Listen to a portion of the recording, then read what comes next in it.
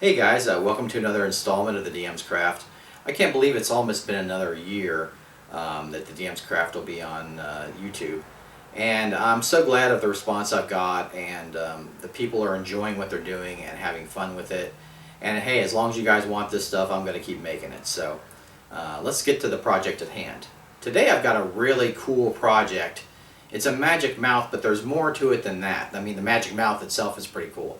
But there's more to it than that. I thought it'd be neat to have a system where we could have things on the wall for the 2.5D still without obstructing play, but make them interchangeable and reusable. So I came up with a nice system to do this. So let's go to the table and I'll show you how to make a magic mouth and how to make an interchangeable wall system.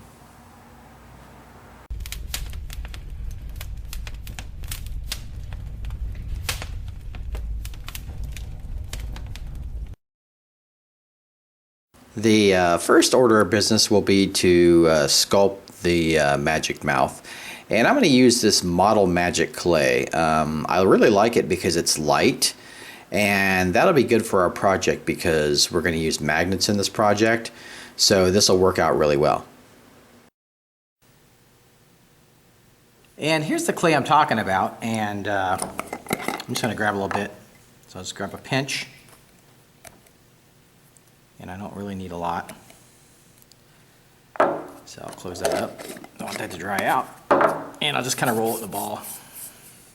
Now I'll kind of make it into an almond shape, okay?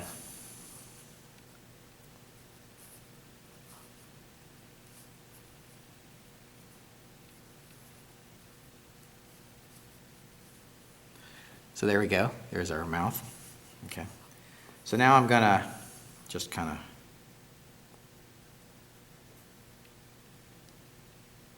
define the lips. I'm going to use the edge of this curve tool to kind of do the bottom lip, so I can get I want to get the teeth in there too.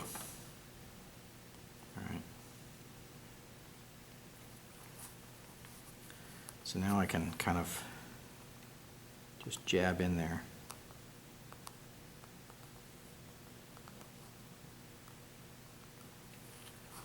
And I kind of want to do like a little pinch at the top, you know, where it's your mouth. So yeah, we got a comical bit of a comical magic mouth there, but that'll be kind of fun on the wall. So I'm just going to detail this up a little bit. I'm going to put a little bit of cracks on the lip and everything, and then we'll just move from the next step from here.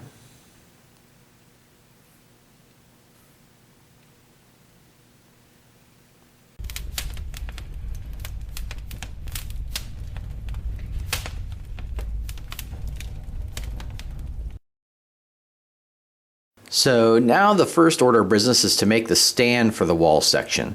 So I'm just going to use a piece of cardstock, and it's 2 2/3 tall, and then I have a 1/2 inch base there. So what I'm going to do, I need to attach these. So what I'm going to do is I'm going to use a piece of very thin cardstock. It's like the printable cardstock. It's almost like a thick paper. And then bend that, and I will glue it to the base there. And then I'll glue the other one to the wall section. So it's got one on each side. It's got one behind the wall and one in front of the wall. And that will keep the base firmly in place. Now I needed some wall sections that will attach to the backing and protrude from the 2.5D. So I wanted to cut some thick cardboard, so I'm using the double thick cardboard. And you can see here I just have the wall section here to judge how large to make this, the measurement. So we'll cut those out and proceed from there.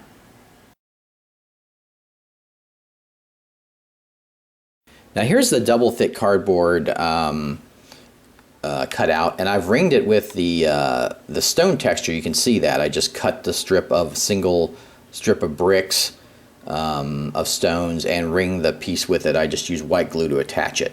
So now it's ready for the next step.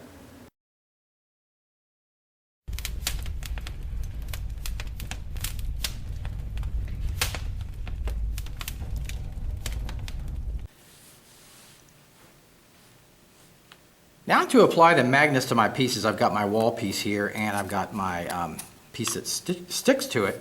So what I need to do is I need to get the magnets ready. So I've got the sheet magnet, okay, it's very thin. And I'm going to take the wall section here and I'll just measure it. All right. And I want to take into account the bottom there.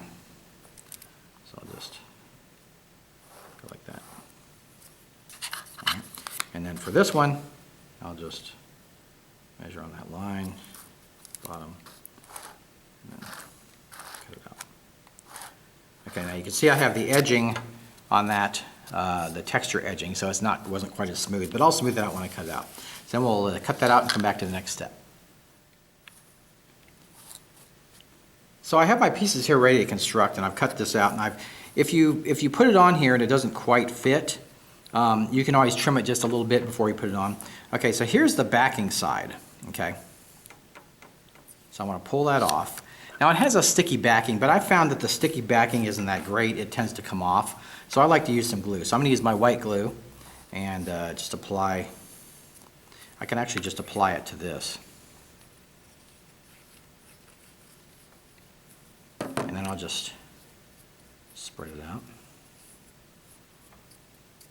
Make sure you wash your brushes if you brush them on like this, because you'll ruin a brush if you let it dry. Okay, so now I'll take my backing side with the sticky and put it on where the glue was, okay? And then you want to push it down for a few minutes. It'll tend to want to curl, okay? So with this one, I found that it's just cardstock, so it tends to want to, this tends to want to bend from the glue. So what I like to do is take a heavy object and just put it on there while it's drying. That way it won't bend up, it'll dry straight.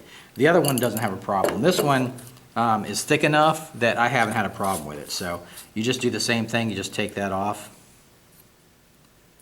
and then we'll apply the glue to here. I'll go ahead and do that and then we'll come back.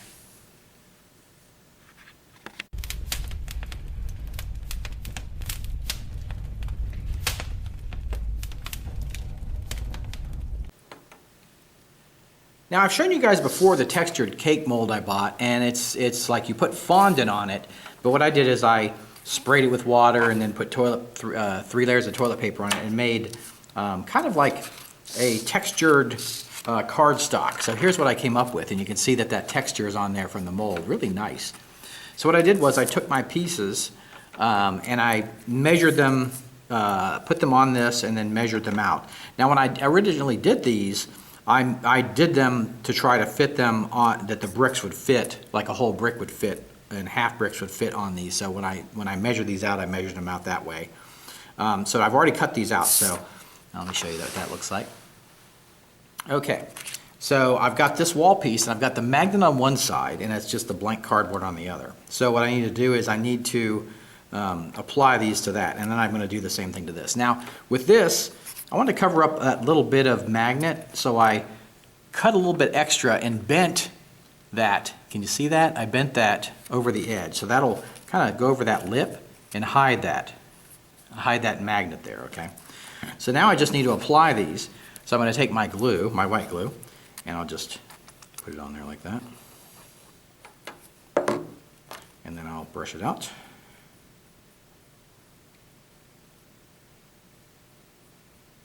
Okay, I'll just take that piece. I want to get that lip too, so I'll put some on that lip. And then apply it over that. And I'm going to want to hold this down because it'll try to bend up. So I want to hold that down a little bit and make sure that it's nice and secure.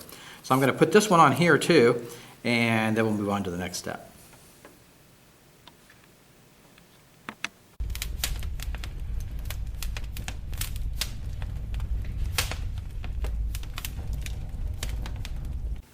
I've got my wall ready and my magic mouth, so I'm going to hot glue that on there, okay?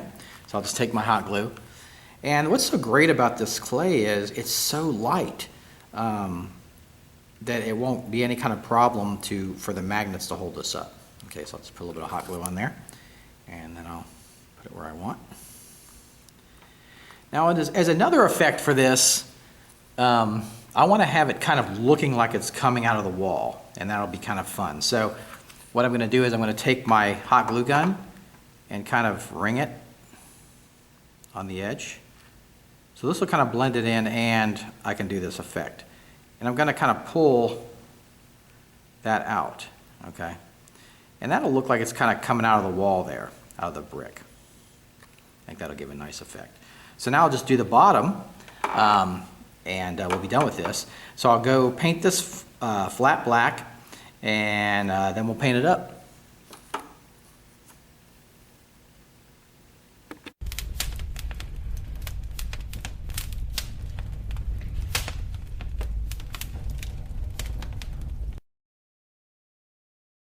So for the brick on the back section of the wall, I just used a pewter gray in my sponge, and I just sponged that on there. Now the nice thing about that is the raised areas picked up the gray, but the recessed areas stayed dark. So that's really nice. It really gives a nice brick effect. I did the same thing for the front, and you want to be careful when you do the magic mouth that you don't get too much paint on it, which is easy to do with dimensional objects. And you can see a little bit there the magic mouth, the hot glue going into the brick. So I think that's a nice effect. And that'll be more accentuated when we do the highlight. So now for the highlight, I just took a brush, a large brush, and put a little bit of dolphin gray on it, and just kind of dragged it slightly over the texture of the brick. And that gave it a nice little highlight for the brick, and gave it some more dimensionality. And then for the magic mouth here, I did the same thing with the light, and you can really see the detail of that popping out. It looks really great. It really looks like a stone mouth coming out of the wall there. Now, when we did this project, we used the texture paper that I got, or that I made. You could actually just paint these bricks on. You wouldn't have to do this texture if you didn't want to. I just had this, so I did it that way.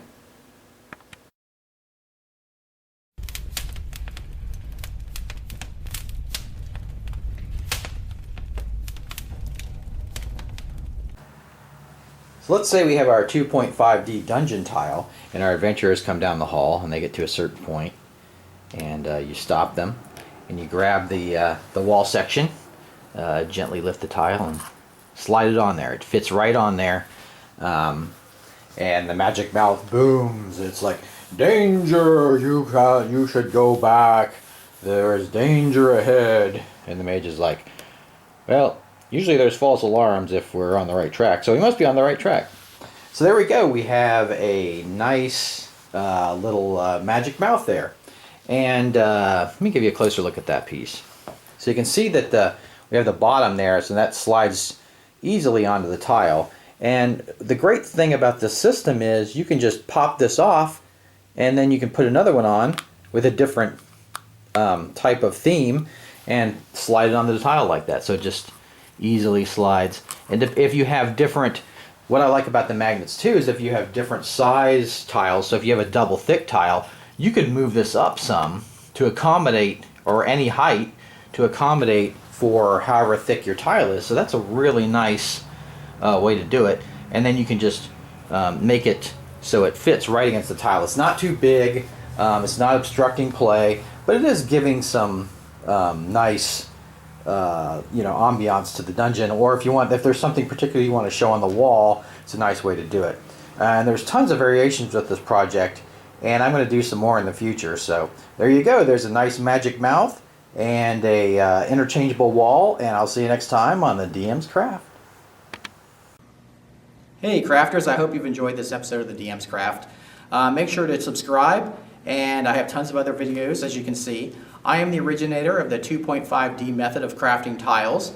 I also do dirt cheap terrain for the table. If all this intrigues you, make sure you check out all the videos below.